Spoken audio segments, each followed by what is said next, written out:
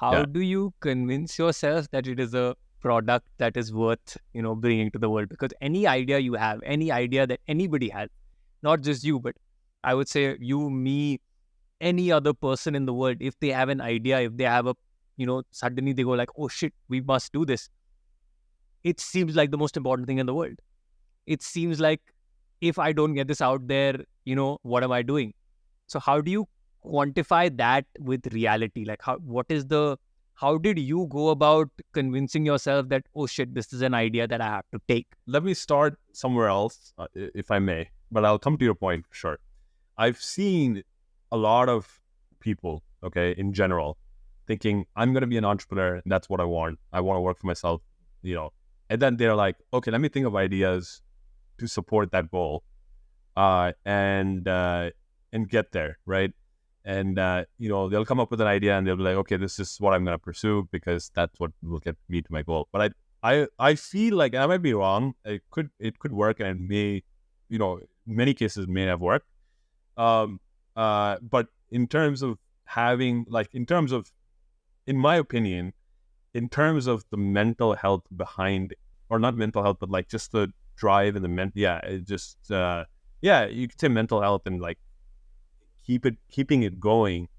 I would say it has to come from a place where it's like, okay, I can be an entrepreneur if I want to, but I'm not an entrepreneur. But I've got, and then you come up with this incredible product.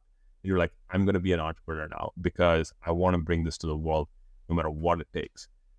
That is a much more organic, much more powerful, motivated. Your motivation wouldn't run out.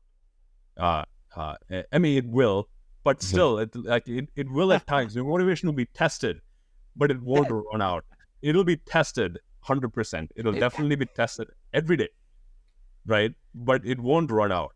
I've seen a lot of startups fail because they're like, I'm going to be a startup founder.